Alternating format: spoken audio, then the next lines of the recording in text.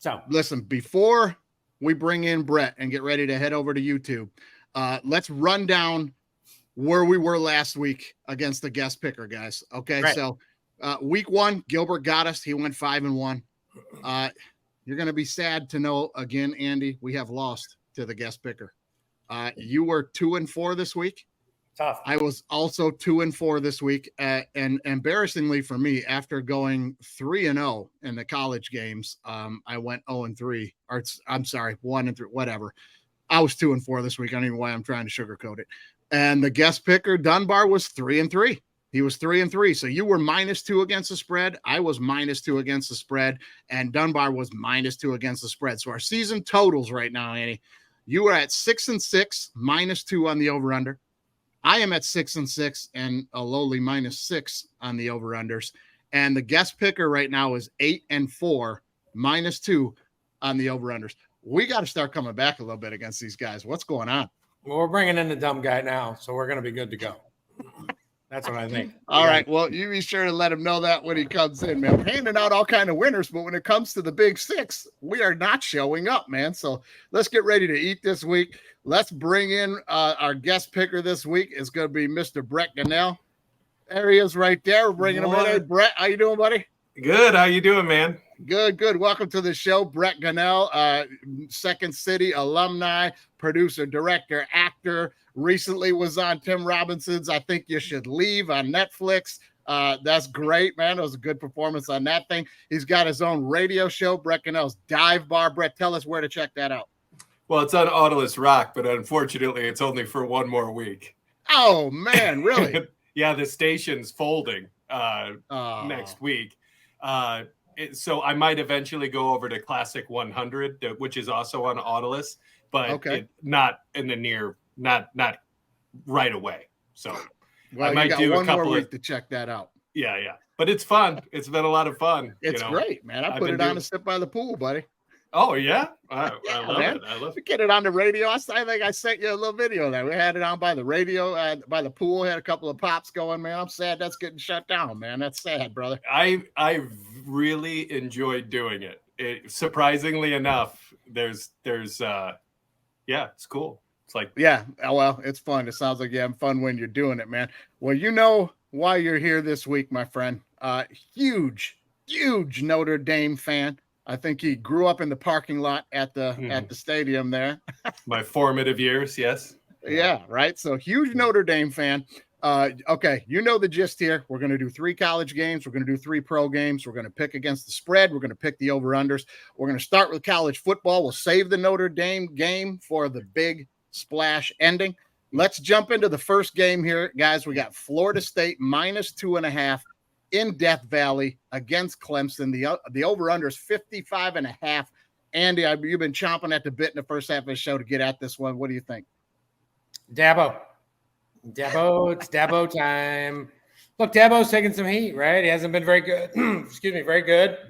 Since he hasn't had Trevor Lawrence, Etienne, Deshaun Watson. Like, when he's got these average quarterbacks, he's been bad.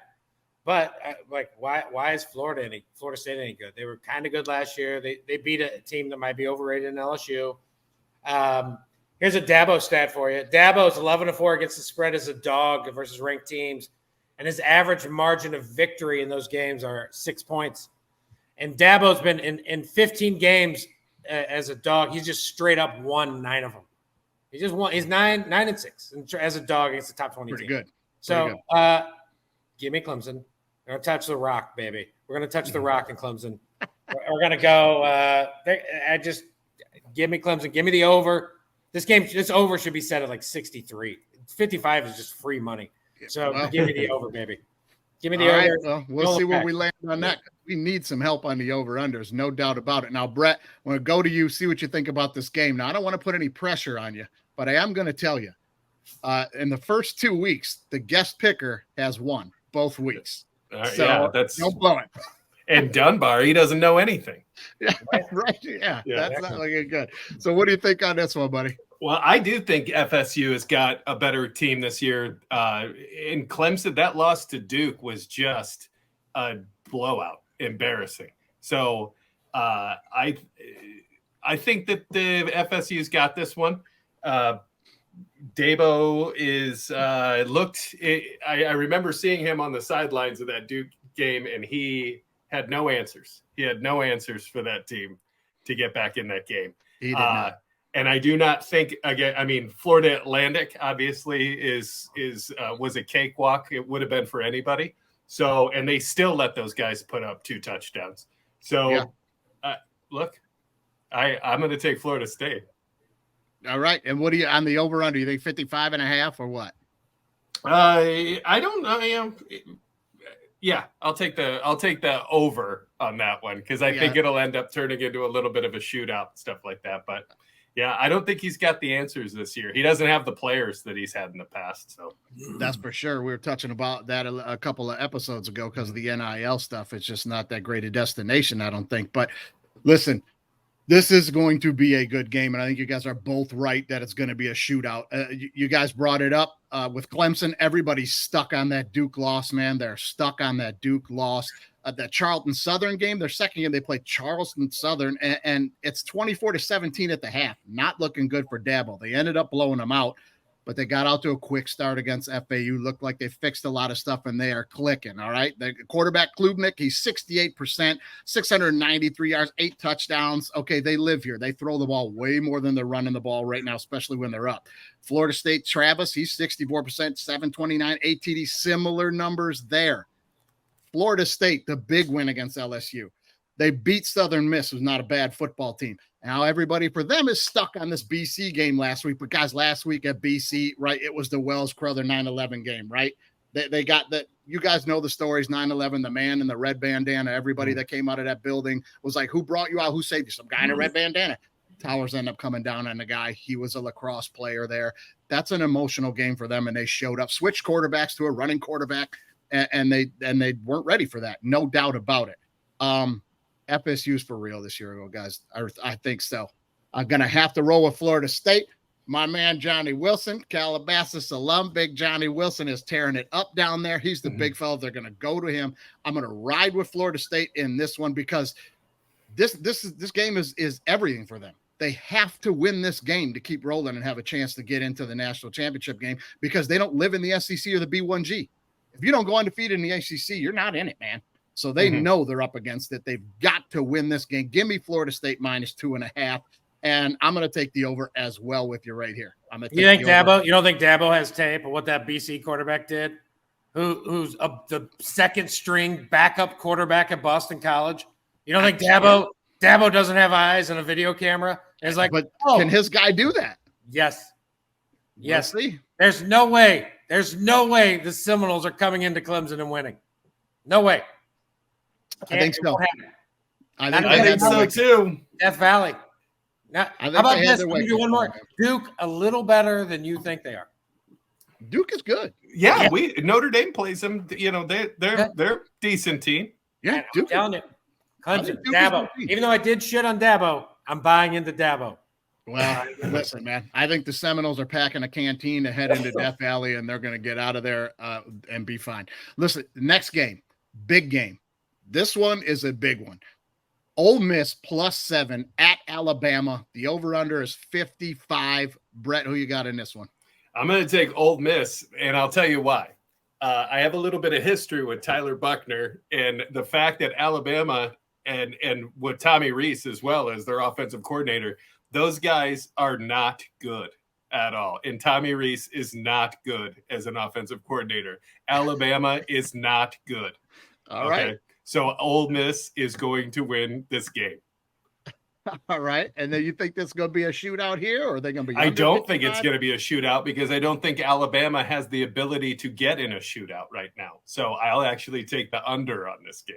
Okay, I think you might be lined up with Andy on that, and he gave out a good in the first half of the show, the first half under, and I think that's a fantastic bet you laid out there, Andy. Listen, I'm going to take Ole Miss and the 7 points as well. We all know, listening to the show, Lane Kiffin's terrible against ranked teams, terrible on the road against ranked teams, but I think this is the week that he's going to get it done. Everybody's on Bama to figure this thing out. But Nick, listen, Nick is real fussy right now, and he needs one of those big wind warm blankies to get him out of this thing. But I don't think it's going to happen. I just don't think it's going to happen. Yeah, no, there's no QB there. And Andy, you know, I texted you early in the week and told you, he announced Milrose the starter. Double my bet on Ole Miss. I was at the Texas-Bama game. This guy's not good. I don't like disparaging college kids, but he's terrible. He hasn't figured a thing out right now. Texas toasted him. South Florida had his number. He couldn't figure out anything. I mean, this is not.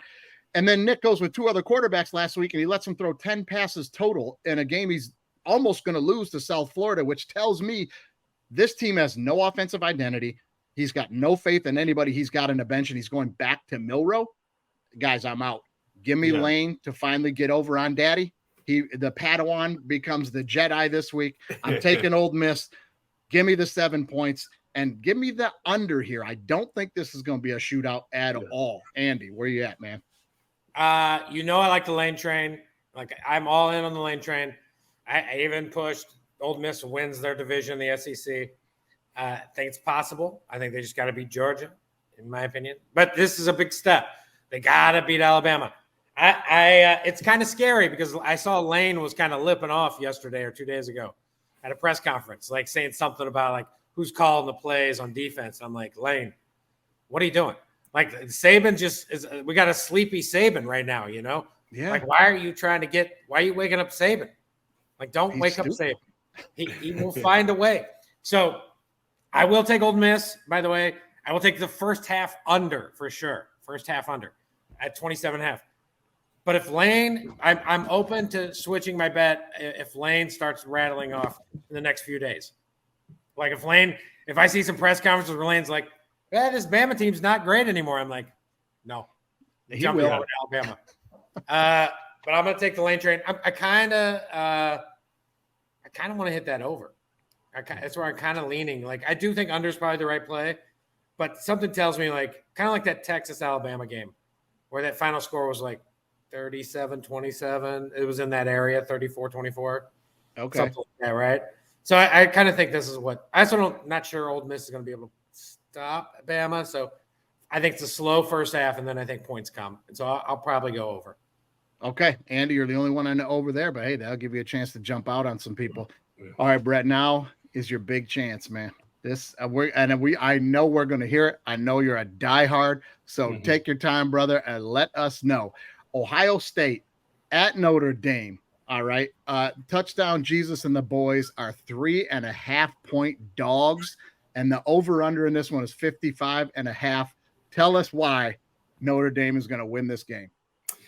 Sam Heisman, our new quarterback. That's what's going to happen. We have not had, and again, I had to go through Buckner. I had to go through these last few years of just the offense, other than the run game, is just hit or miss as far as passing. This guy is an NFL-ready quarterback right now, today. The offense looks great when he's in it. Other than that, they tried to I'm slipping my mind of who we just beat last week, but Central Michigan, man. Yeah, that's right. Yeah, those dirty kids trying to twist his knee. So he had a little bit of trouble in the second half because I think he was nursing a knee injury for the rest of the time. But still, you know, he finds a way. He's got a long ball. He's got a short ball. He's accurate. You know, Estime is just running his tail off. The defense is solid. They're not, you know, they're not the swinging gates they have been in the past when this OSU game was always scary because of their offensive threats. So I feel like this is the best chance we've had in years to winning this game. So I'm giving it to my boys. They got it. And I'm going to say the over because I think it's going to have to be. It's going to have to be. Okay. They're every time OSU scores, we're going to either have to match it. It's going to come down to a couple of stops, and that's going to decide this game, I think. Yeah, I'm not going to say you're too far off there on a lot of the stuff you said, man. Let's 3.5-point home dogs in this one, man. Now, basically that means that Vegas thinks that Ohio State is a full touchdown better than Notre Dame. They think they're a full touchdown better than Notre Dame. I don't think they're a full touchdown better than Notre Dame. Look, Notre Dame has not won this game since 1936, man. You're right.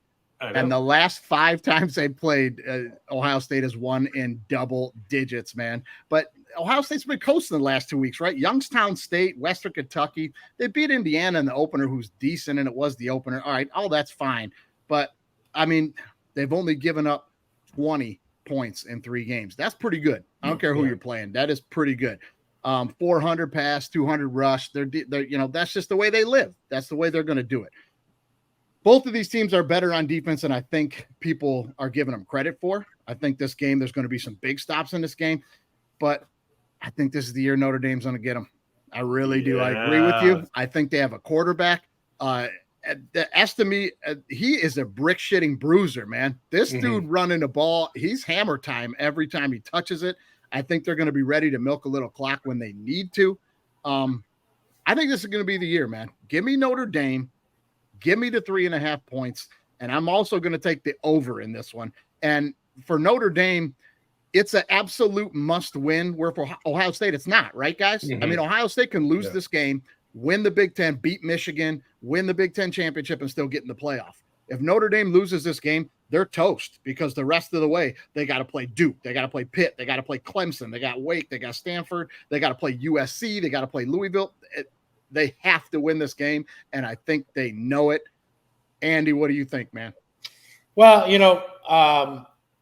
I love how you're like, Ohio State's played nobody. And I'm like, who has Notre Dame played? Like, I'll tell you who they played.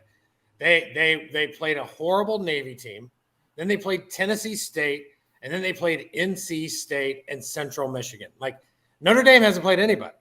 Nobody has Notre Dame played. I would even argue that Western Kentucky is that who they played? Yeah, Western Kentucky is better than any team Notre Dame's played, for sure. Not better than NC State. They are. I definitely would. If it's a straight up game, like, give me Western Kentucky. You give me the chips against Western Kentucky. And Navy and Notre Dame, they always Navy's play horrible. A competitive game because of the offense that Navy runs. Navy's horrible. Notre Dame's played nobody. Nobody. Now, Notre Dame's going to start playing. Their schedule starts this week. We actually don't know how good Notre Dame is, really, right? Because at the beginning of the year, if you'd asked me, is Notre Dame going to make the 4? Like, I said no, and I still believe no, right? I still don't think they're one of the best 4 teams in college football. Now, Hardman looks pretty good. I also think Ohio State's a little down, right?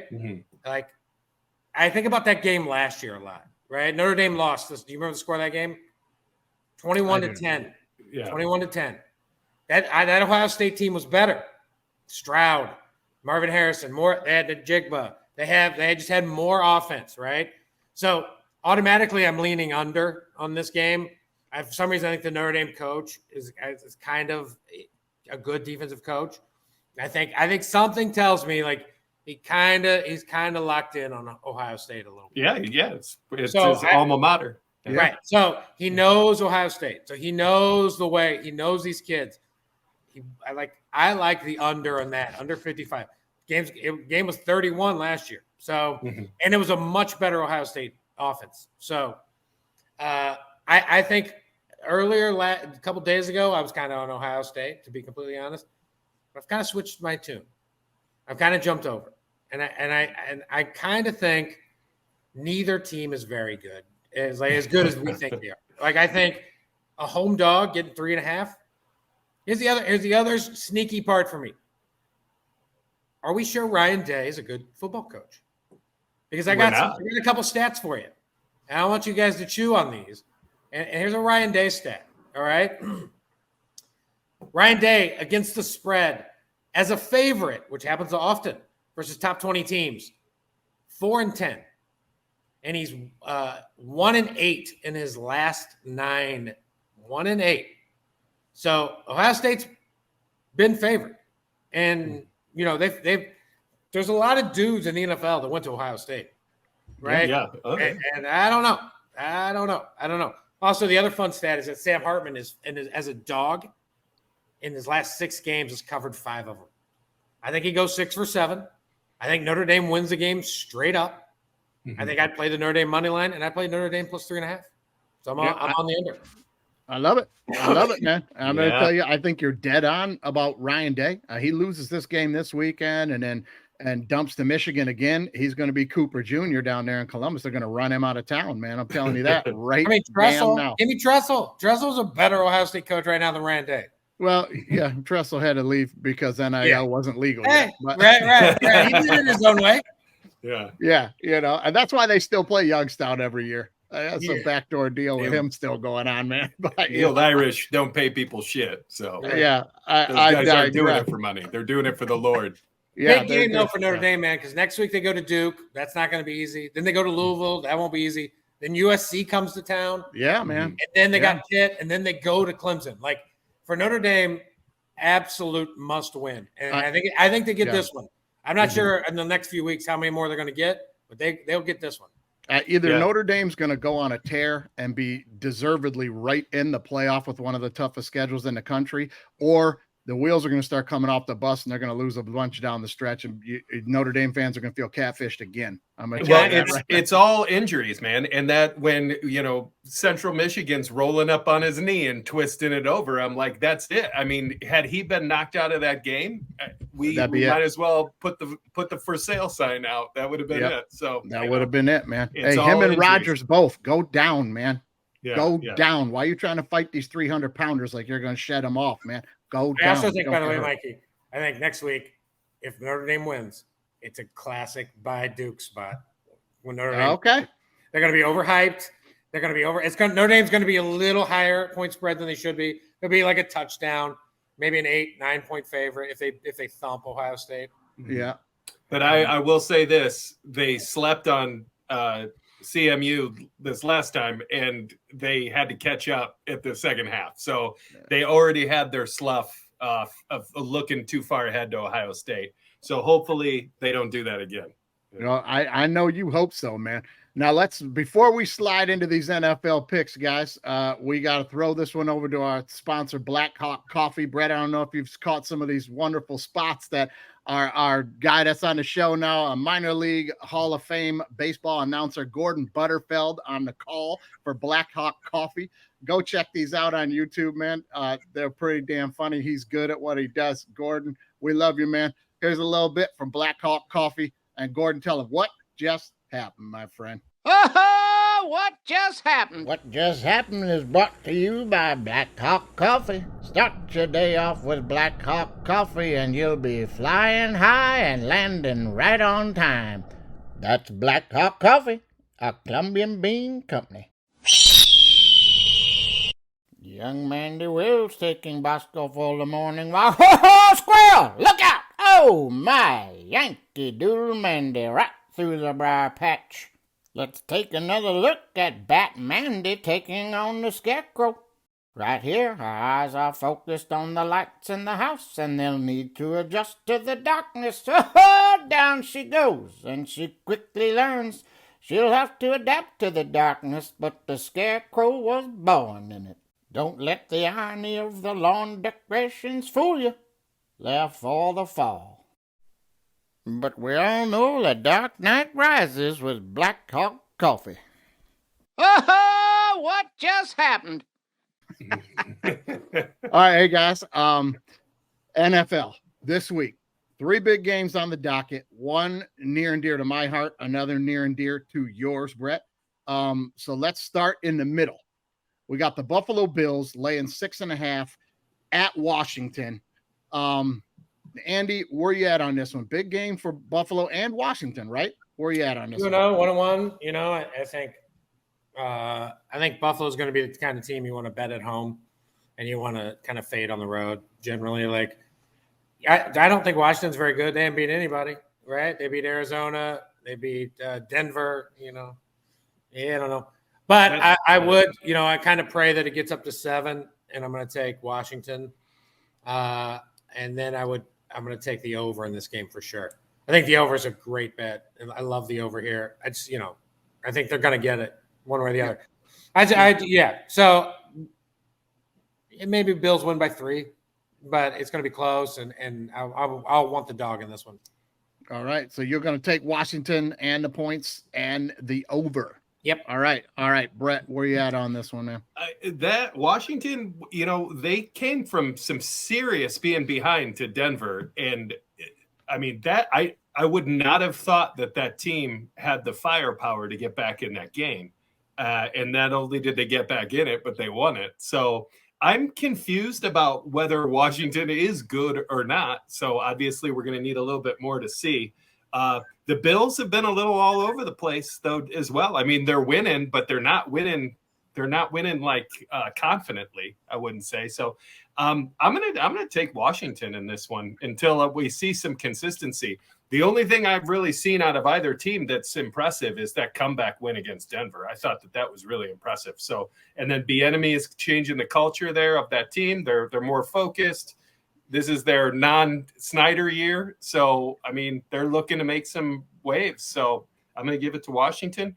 And I'm going to do I think I'll also take the over on this one as well. Because, again, as soon as they just start, whipping stuff around in the late second half and stuff, they're going to put some quick TDs up. Yeah, I think 44.5 is a number that is 44.5 is a number that's right there for the taking on the over, guys. But like we just said, Washington's 2-0. And Andy, beginning of the year, I picked this team to win 9 games. I think they're better than people think. And Andy, last week you called the Bills on a huge week 2 win after losing in the opener. Bills going to go to 1-2. I mean, do you think the Bills could drop to 1-2? No, I just don't, man. Now, Washington has got to win this game because, listen, on their schedule, if they want to try to make the playoffs and have any shot in their division, they still have 4 games left against Philly and New York, man. So this is a game I think they're feeling pressure to try and grab. Philly and Dallas. You mean Philly and Dallas? That's what I said, Philly and Dallas. What did I say? You said New York. New York. Yeah. Nah, I did not mean New York. I meant Philly and Dallas. Yeah. 100%. Philly and Dallas, 4 games there. But they got to try to keep pace. But anyway, Washington's got Chase Young back this week. That's going to help with the Josh Allen problem, I really think. But I can't even sell this thing anymore, guys. Listen, I think the Bills are right where the Bills want to be. They're no longer media darlings. They now are the underdogs. They now have a chip on their shoulder. I think they get right this week. I think that they're going to come out and show everybody that Washington's really not up to the par yet, up to snuff yet. Give me Buffalo laying the 6.5, but I'll also take the over in this game. But I think Buffalo's going to cover. I think they're going to show up this week because nobody thinks they're going to, Mm-hmm. Well, that's going to take us into a game for you, Brett. So I'm going to let you jump on this one first. Titans +3 at your Cleveland Browns. The over and under is 39.5. Tell us what's wrong in Cleveland, man. Well, the offense can't get their act together. That's what it is. And now that Chubbs was targeted by Fitzpatrick and had his knee blown up, we signed Kareem Hunt today. So that's great. Yep. He knows the system. They can plug him right in. I mean, I love Hunt, and he's a Cleveland guy, and I obviously want him to be hugely successful. I hope this time off has given him some of his speed back. I hope, because that's kind of where he dropped off last year when he was looking for more of a long-term contract, is that he just wasn't getting any separation anymore. But in this offense, the way it's designed right now, they were working with Chubb a lot to be catching out of the backfield a little bit more. So that's Hunt's, primary gig, is he loves to catch the ball as well. So I think that, if we can get the other running backs, Ford primarily to pick up 100 yards rushing, and we can split a little bit of time with Hunt to pick up some of the catches and stuff as well. And Watson has just got to get consistency.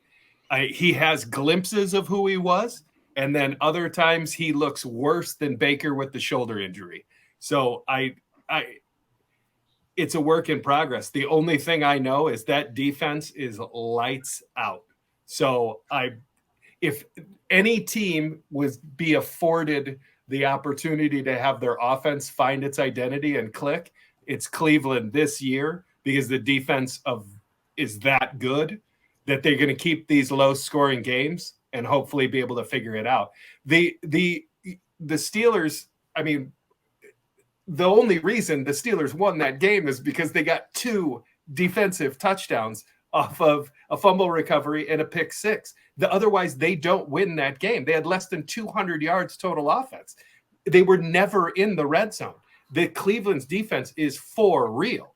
The offense just has to do its job, and this team could go real far. I mean, this is it. This is the all-in year. So I'm taking Cleveland. They got to figure it out. The defense is going to hold the Titans down. I'm going to take the under on this game and go Browns.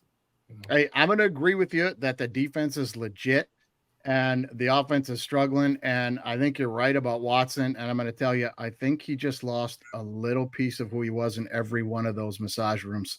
And that's like 36 pieces of yourself, man. Because that thing has affected him. He has not bounced back from that. He looks terrible.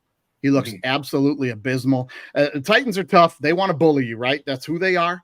They should be 2-0. Andy called it last week. They come back and beat the Chargers. He called that one. This is a team that everybody can beat and nobody wants to play. I'll tell you that right now. That's who the Titans are. That being said, at the end of the game, I know Browns fans are going to feel like they lost that game to the Steelers because of everything you laid out, Brett, but also because of the last play there is a major PI and you don't get the PI call. Oh, my God. But I'm going to tell you right now why you're not going to get that call anymore. Referees aren't even playing that. You saw the offensive coordinator's reaction. He doesn't go nuts like that's pass interference because he knows he called the play where you're going to send a guy up the sideline. You're going to throw a back shoulder ball that's pretty uncatchable so it doesn't get intercepted. And you're going to tell your receiver, don't get separation. Stay close, fight back to the ball, and let's get the PI. And good for the NFL and these officials that they're not playing that shit anymore. You're not going to get bailed out at the end of the game. Try to play football. And a lot of teams are doing that. If that is consistent throughout the league, I could live with it. It's not. It is. I watch a lot of games. I'm telling you, they are not throwing that flag a lot anymore on big 3rd and longs. End of game, you're not getting that fade back shoulder out of bounds that's uncatchable where the guy's fighting back to the ball like, oh, PI. And it's sad that that's a play in the playbook now. But that being said, it wasn't even circumstantial PI. He had 2 fistfuls of jersey pulling him down. That's exactly what they're trying to do. Yeah. They fight back and they're telling, and the referees and the NFL are telling people, you're not going to get that, man. So try to call a player, try to throw the ball over the top. You know, I like that they're starting to do that. I do. I wanted the Browns to win. You know, I love the Browns too, but I was glad to see them try to better football in that moment. You'd only call holding on Cleveland's offensive line, and and never called, not one penalty called on Steelers line. Yeah, and they've got Myles Garrett by the throat pretty much every time he leaves the scrimmage. I have sympathy for you on that, and we're going to get to a shitty hold call when we talk about this Lions game next. But listen, Chubb's out for the season. You're right. They go out and they get Hunt. Let me wrap up my take here pretty quickly. I don't think that they're done because Chubb is out. We saw what Ford can do. We saw how that line can run block. They're not protecting Watson very well, but they can run block very well. Give me the Browns in a bounce back game. Give me the Browns laying the 3 points, and I'm also going to take the under because that's who the Titans are. Andy, I ate up all the time, man. Jump in. You're good, man. I'll make it quick. I agree with you on the under. Everybody, there's under is coming. 39.5, like for sure. Give me the under in this game. At 3, I think it's going to be a push, to be completely honest. If it goes to 2.5, I'll take the Browns. If it goes to 3.5, I'll take the Titans. So if we're just for this contest at 3, I'm just going to take the home team. But I think I'll take the Browns. I think their defense is. You know why? Because I don't want to take Tannehill on the road. I'll take Tannehill at home. Tannehill on the road, I'm not as interested in. I think Tannehill also not a great quarterback versus the Browns. There's a few teams Tannehill's like not going to survive. This is one of those teams. It's like Browns, Steelers, Dallas, 49ers. Like those kind of teams are going to hurt Tannehill. And this is one of the bad matchups for Tannehill. So if it goes to 2.5, give me the Browns. 3, give me the Browns. 3.5, I'll take the Titans. All right, man. And your theory holds tight too, because the Saints are another team with a top defense, and they did him in week 1. He couldn't get it done. So I'm going to agree with everything you laid out there. It tracks, my man. All right, moving into our last game of the week. The Falcons at the Lions. Lions laying 3. The over-under here is 46. Guys, Atlanta's 2-0. They're 2-0 right now. Not great wins. They beat Carolina. Good win last week against Green Bay. Team's pretty good. Me and Andy both think they're pretty good. We predicted them to have a lot of wins this year. Atlanta came back, played strong in that game, won. Lions, They're 1-0 against after week 1, beating KC, and then you come home, you lay that egg to Seattle. And here's where we're going to talk a little bit about the holding. Now, here's where the NFL needs to also start taking heed is the holds by these offensive tackles on these defensive ends that can pass rush is getting egregiously bad across the league. You watch any game, and I'm just telling you, from somebody who played at a decently high level and played the position, coached the position, coach guys that are playing there now, you know you're going to get held on every play. Everybody is fine with that. We know that happens on every play. Here's where we get on the officials. When the player starts to create separation and goes away from the block, is changing direction, pulling away from the block, and that offensive player is pulling them back or has their hand across them to the other shoulder and holding on like a clothesline, that's a no-brainer. Officials, that's automatic, and they are not calling it. That touchdown in overtime Seattle threw, Hutchinson's having his jersey pulled off from the opposite shoulder right over his helmet. And the referee standing right fucking there. It's egregious. They got to fix that. I'm going to get off that soapbox and just tell you, Lions on a big bounce back win at home. They're not going to lose 2 in a row at home, guys. Give me the Lions, lay in the 3, and give me the over because this thing's going to be a ton of points. Andy, where are you at? All Lions games, I'm taking the over because their defense stinks. I also think, again, similar to the last game with the Titans, if it goes to 2.5, I like Detroit. If it goes to 3.5, I probably like the Falcons because I think Atlanta can do something that, Detroit might have a hard time with, which is Bijan. And Bijan's an issue. Bijan is an absolute problem, and dude's electric. And they also have Algier, and then they can kind of eat up time as they move and run. So ultimately, though, I'm going to take the over, and I'm going to take Detroit mainly because I do not like Desmond Ridder. I do not like Desmond Ridder on the road. I would never put my money behind a Desmond Ridder on the road team. Not right now, especially when Justin Fields is going to be the quarterback for the Atlanta Falcons next year. Ridder, get comfortable. Don't get comfortable. Get comfortable this year, but don't get too comfortable. So I'll take Detroit at 3, and I'll take the over.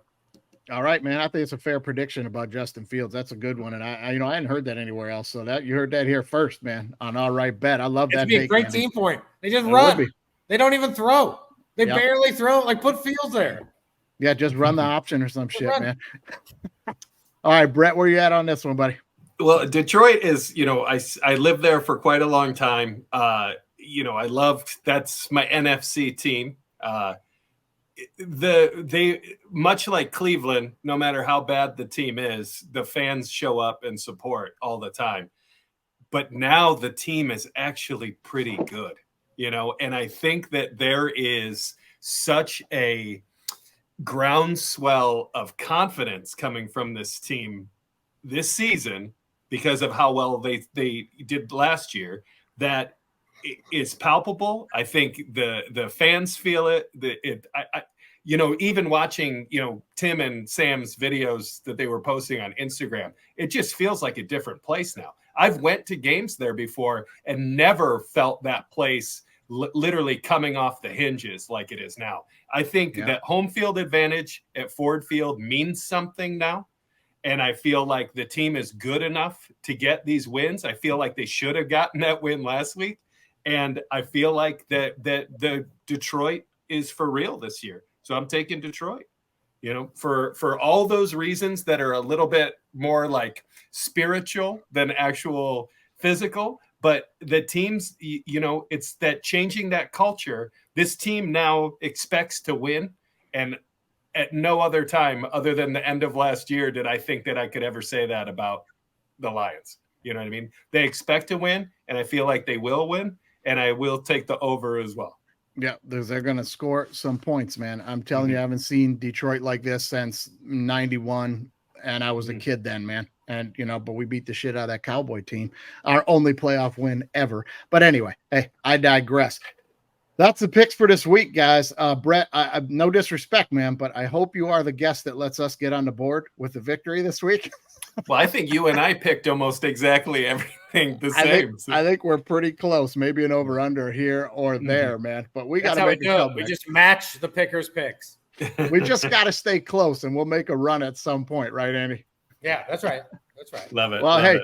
if you tuned into part 1, though, that's like 2 weeks in a row. We've handed you out like 15, 20 winners in college and NFL football. It's just this show that we're breaking even on. But that's not bad when you're laying down some money on All Right Bet, man. Hey, guys, thanks for tuning in this week. You guys, thank you. Brett, thanks for being here. Andy, we'll do it again next week with another guest. And Brett, I'm going to let you have the out right here. Go Sam Heisman and go Watson. Get yourself back on track, my friend. Go ND, go Browns. All right, buddy. Hey, all right, guys. I'll see you next time.